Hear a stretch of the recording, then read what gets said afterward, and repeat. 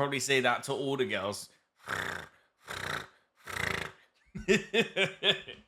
Wagwan people, this is the Otis Jones Show again. The show where I get random topics picked by AI and I get to get drunk and chat shit about them. I've been down in the dumps all day, but I'm in a great mood right now, so I'm ready to get into some topics. Now, I want to face some of the backlash.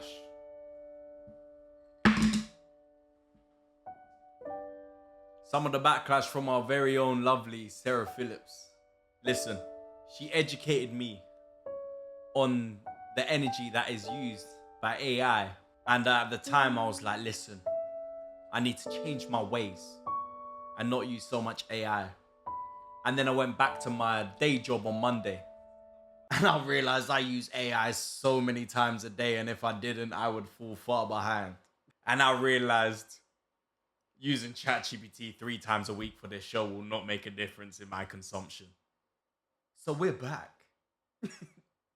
That being said, I'm a lot more smart when I'm doing my day job or when I'm doing this job. Like, I'm a lot more smart with the way I use it. So like I've like found out the way to use as least energy as possible with AI, which is great, I think. And feel free to hate me for it. Feel free, bro. You got the right to have your opinion. But the thing is, Donald Trump said that global warming doesn't exist. So you get me? Like, who am I to disagree? That's a powerful man. Everything he speaks is facts. Right, the first topic, we got all the topics together to save energy.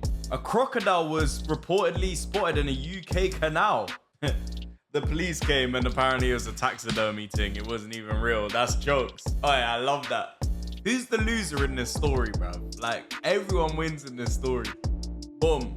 The person who made the crocodile gets a laugh. The police, like, don't have to deal with, like, the traumatic shit they have to deal with sometimes because they're too busy, like, fighting a taxidermy thing. I mean, if it's a small village where there's, like, one policeman and then like, there's a victim of a serious crime that doesn't get seen because the policeman's doing a taxidermy thing, then I get it. But, like, it's probably not that. Like, where did this come from anyway? Oh, okay, it came from the Sun, so I'm not gonna click on the link because then, like, I'll be indirectly supporting the Sun and I'm not on that. I stand with my Scouse brethren, you get me?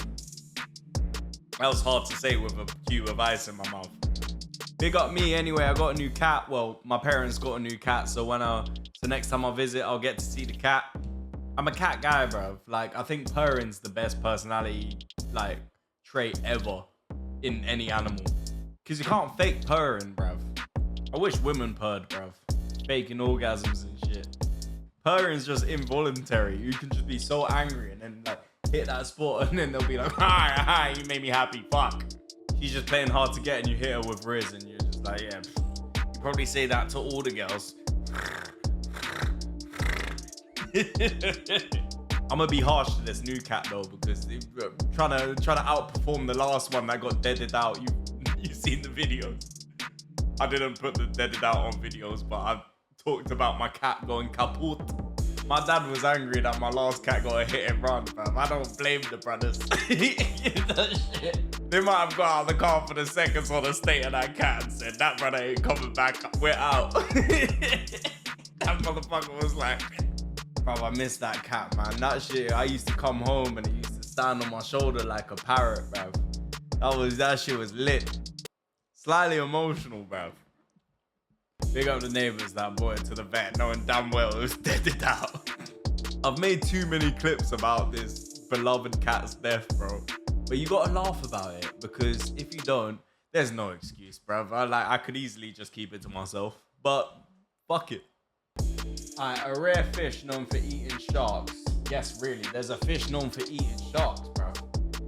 It drifted into British coastal waters and got caught by surprise anglers. For those of you that don't know, anglers are fishermen, because I found that out because there was a random white gal that I was telling one time that me and my uncle used to go fishing, and she said, oh, and then like in a later sentence, she was like, oh, you guys are anglers. And I was like, how do you know the way my wood bends? So bang, there's a fish known for eating sharks. There's a Goliath grouper and the Atlantic wreckfish. Yo, they look nuts. Yeah, these man look like the size of a boat, bro. Wait. So these man don't eat humans, but they eat the sharks that eat humans. They need to be celebrated, bro. They need to be knighted. Yo, why are people being knighted a thing, bro? Because the queen, now king, knights people. But the knight is meant to be the person that fights. And the king doesn't fight. So the king making someone a knight is like, yo, you can now fight for me, brother. What? Like, imagine I never worked a day in my life, had everything handed to me. And then there's some other brother who has just achieved stuff that I could never even dream about achieving. And then I go up to him like, yes, G, you can now be my younger. You can now run shop for me.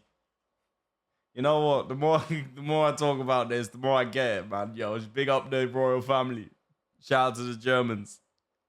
Alright, 2 passengers on a flight from Milan to London freaked out mid-air by tearing pages from their passports. One eating them, one flushing them, and one forcing, and then they forced the plane to divert. What? It's a New York Post thing, so I don't know what New York Post is about, but I need to find out more about this. Oh, there's a video. Perfect. Never mind, there's a mayor debate. As majority of people call me Airport Lounge Pappy, you know what I mean? That's just my name. I'll be so fucking angry at this. I just read into it. Turns out, the brothers were from London, and they were returning home, bruv. It didn't look like they were attacking anyone. They were just wilding out and flushing their passports and eating their passports. Like, let customs deal with that, man. Get me home, brother. They were clearly on drugs, bro. I've been on stag do's with brothers in terrible states, bro. Like, terrible, like throwing up everywhere, wilding out, like screaming, like got their shit, like fucking moving their arms everywhere, like doing wild shit. And them man just were allowed to stay on the flight, bruv. Which I love, because get us to where we're meant to go, bruv. Just like my brother guy, I'm not gonna say his name, but bruv, we were on a flight. We were on a flight. You know when you're on a flight, bruv. My man had the duty-free alcohol. My man was just, he didn't give a fuck. He was on the flight pouring his thing. He was just like, yeah, let me just get a can of Coke. Yeah. You know what I mean? This was after we did Airport Lounge. Obviously, I'm Airport Lounge Pappy. We were in the Airport Lounge for like 2.5 hours, just back in the thing. Then man started looking at me like I was the issue. I was buying beers, bruv. I was buying beers on the plane. I had nothing to do with this. I'm like, take up your thing with him. I didn't say that because obviously ride or die, and I'll fucking body one of these air hostesses for him. Easy, Jet. I promise I won't. I'm a pussy. I promise I'll be a snaky friend before I let myself get locked up in a foreign country. But the thing is, they eventually said that they're gonna warn like the foreign police if he takes another sip from the duty free. So he was just like, it's cool. I wanted to save the rest of the bottle anyway for when we get there, so it's calm. Boom, does his thing. Get there, just about to leave the airport. This brother drops the bottle on the floor. Anyway, thank you guys so much for watching or listening to the episode, man. Like, I try and get more guests on. I think the episodes with guests are better. Just being real with you. But we're all out and about. Like, it's hard to match schedules and stuff. So like sometimes I just gotta do these. And the next couple episodes are probably gonna be just me because I'm gonna be away for a while. So I appreciate you, man. If you're listening, respect your mom, and big up to all my Bosnian midfielders.